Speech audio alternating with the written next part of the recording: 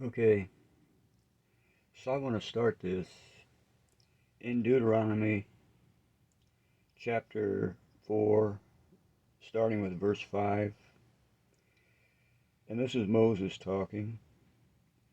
He says, "Behold, I have taught you statutes and judgments, even as the Lord my God." Actually, it's God's name here. It's like YHVH in Hebrew. But when I come to this, I'm going to just say Jehovah, because I have this in the writing too. So I just say Jehovah when it has Lord. So behold, I have taught you statutes and judgments, even as Jehovah my God commanded me, that ye should do so in the land whither ye go to possess it. Keep therefore and do them, for this is your wisdom and your understanding in the sight of the nations. It's something to, well, just remember that in the sight of the nations, that's uh, which shall hear all these statutes and say, surely this great nation is a wise and understanding people.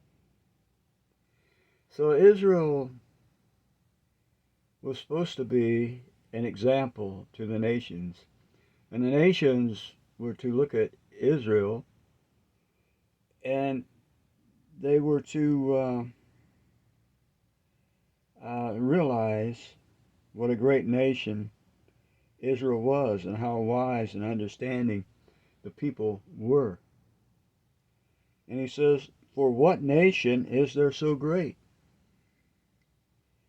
who hath God so nigh unto them, as Jehovah our God is in all things that we call upon him for?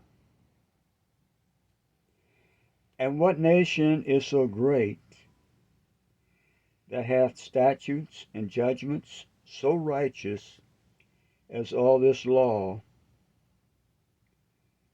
which I set before you this day?" So Israel was supposed to be an example. And as Jesus said when he was speaking to the Jewish people, his Jewish followers, he says, "You are the salt of the earth."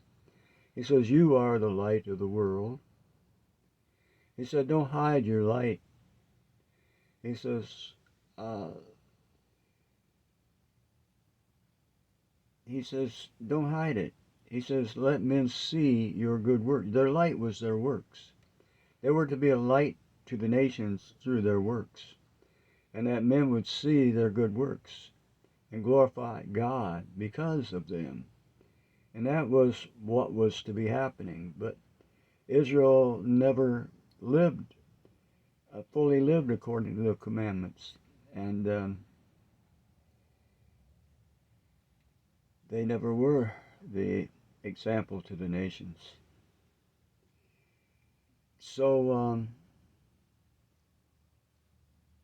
the Bible says in Deuteronomy 6:25, "And it shall be our righteousness if we observe to do all these commandments before Jehovah our God, as he hath commanded us." Psalms 119, 165, "Great peace have they which love thy law, and nothing shall offend them." 166, "Jehovah, I have hoped for thy salvation, and done thy commandments. My soul hath kept thy testimonies, and I love them exceedingly. I have kept thy precepts and thy testimonies, for all my ways are before thee. And we go on down to 169. Let my cry come near before thee, O Jehovah. Give me understanding according to thy word, or thy utterance, thy sayings or commandments. Let my supplication come before thee. Deliver me according to thy word, or thy speech, or thy utterance. Let my lips shall utter praise, when thou hast taught me thy statutes. My tongue shall speak of the word, of thy word, for all thy commandments are righteousness. Let thine hand help me, for I have chosen thy precepts. I have longed for thy salvation, O Jehovah, and thy law, or thy direction, thy instruction, your Torah, is my delight.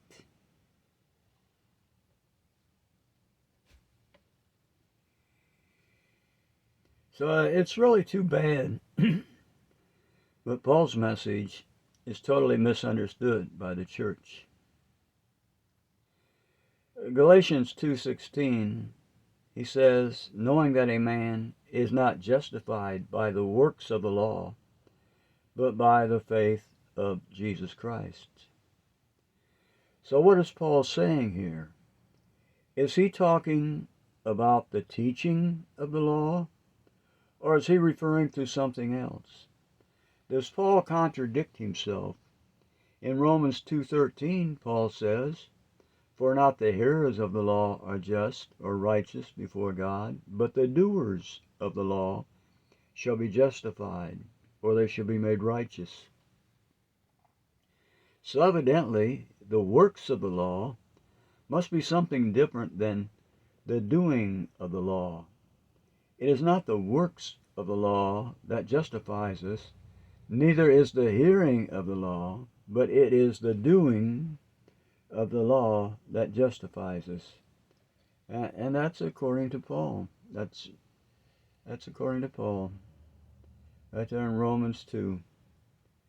So Paul does not speak against the doing of the law.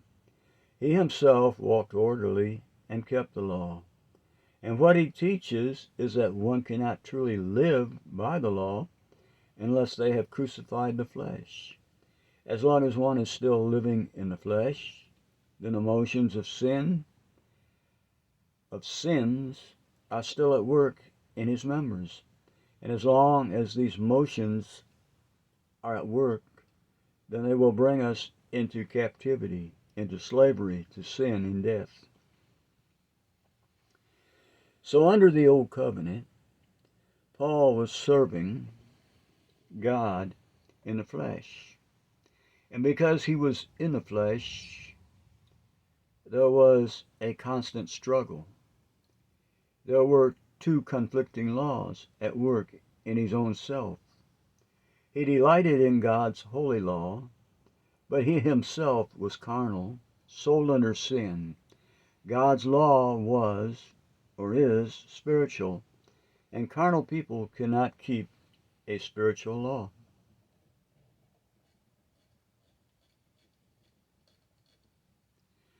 What Jewish rabbis taught is that there are two inclinations or impulses at work in a person. There is the good impulse and there is the evil impulse. And this was especially true with the Jews who had been given knowledge of good and evil. And what the rabbis taught was that the character of a person is determined by which of the two impulses is dominant within him. The good impulses controls the righteous, the evil impulse controls the wicked. But both impulses control the average person. So in Romans 7, Paul would have probably been describing the average Jew. Both impulses were working in him. The good impulse caused him to delight in God's holy law, but the evil impulse kept him from doing that which he delighted in his inner man. He explains how he had been sold or he explains how he had been sold.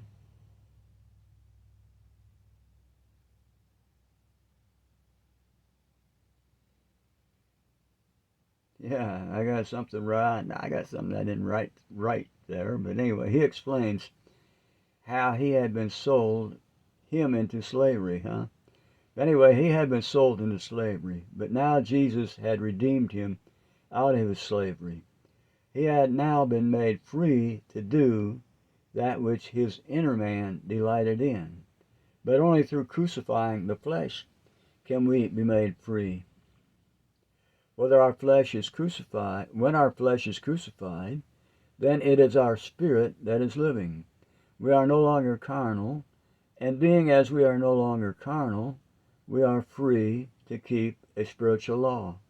And being as we are keeping the law, then we are pleasing God. Romans 8:6, for to be carnally minded is death, but to be spiritually minded is life and peace. Because the carnal mind is enmity against God, for it is not subject to the law of God, neither indeed can be. So then they that are in the flesh cannot please God. I want to point out, just in case it was missed, the carnal mind is enmity against God. Why? Because it is not subject to the law of God. Neither indeed can be. And yes, this is Paul who is saying this. So continuing with Paul in Galatians 2, even we have believed in Jesus Christ, that we might be justified through the faith of Christ, and not through the works of the law. For through the works of the law shall no flesh be justified. So again, has Paul changed his message? Are not, according to Paul, the doers of the law justified? So this works of the law that he keeps referring to must be something different than the doing of the law.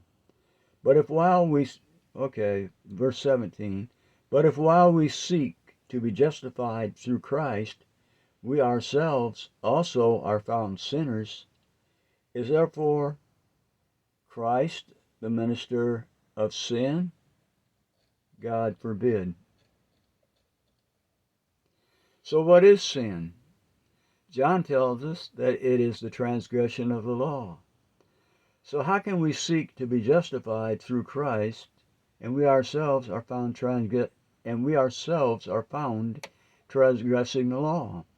Does Christ promote sin? Absolutely not.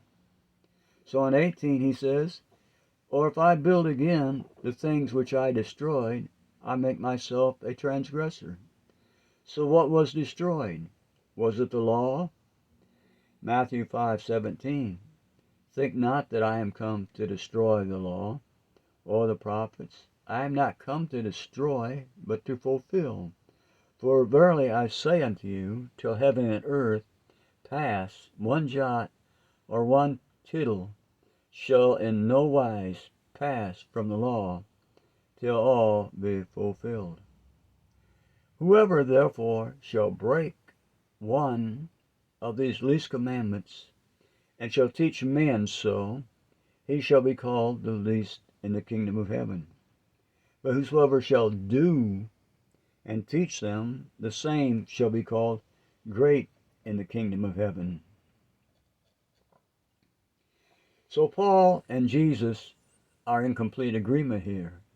They are both saying we must be doers of the law.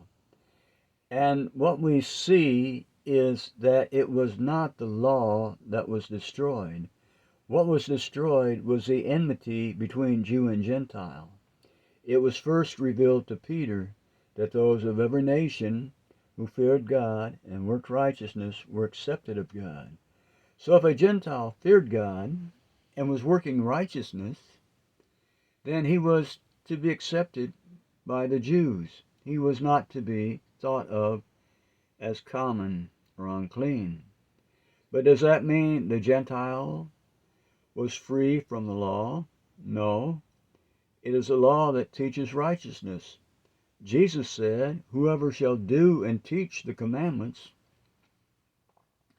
the same shall be called great in the kingdom of heaven." So when Paul says law, what exactly is he meaning? We usually think of God giving the law in the book of Exodus. But yet, didn't God have laws that his people were to follow before that? Genesis 26:5, because Abraham obeyed my voice and kept my charge, my commandments, my statutes, and my laws, or my Torah. And didn't the apostles and all the Jewish followers of Christ, including Paul, continue in the law even after Calvary? Didn't Jesus say to his Jewish followers, Matthew 5:16, "Let your light," what was their light?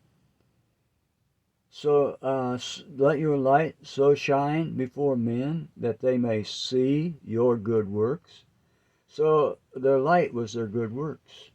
And what good works? You know? And he says, "And glorify," they see your good works, and they'll glorify your Father which is in heaven. That's what I was bringing up a while ago. The nations were to look at Israel. They were to look at the laws that God had given them, and they were to realize that there was no nation greater than Israel, you know.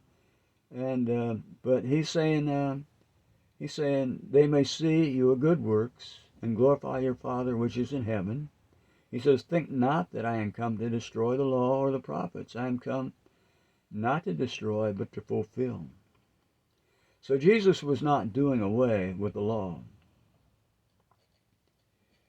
He was giving the true meaning of the law. The fulfillment of the law is love. But it is love defined by God.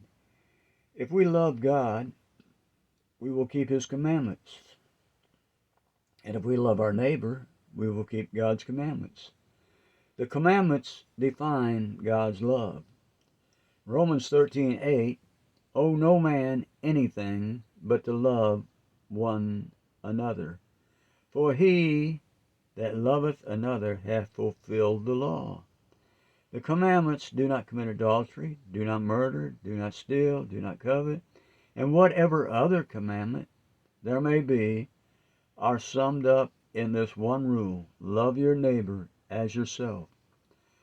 Love worketh no ill to his neighbor. Therefore love is the fulfilling of the law. So love is the fulfilling of the law. If we love God, then we will put no other God before him. If we will put no other God before him, we will obey his instructions. We will not take his name in vain. If we love God, we will keep the day he sanctified in the beginning as holy, set apart. This is also a day that from the beginning was made for man. It is a day of rest for all mankind. So if we are part of the body of believers, then if possible, we should be keeping the Sabbath. If it is not possible, then we should be praying for a way and seeking for a way to do so.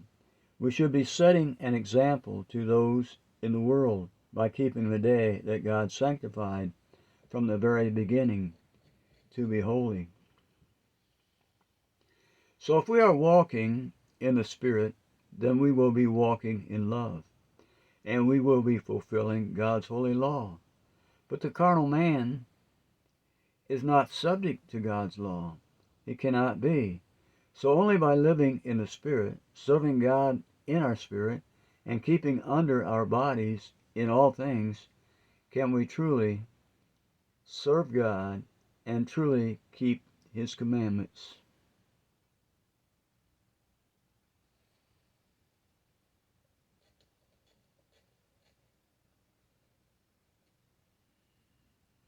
I guess I'll leave it right there for now.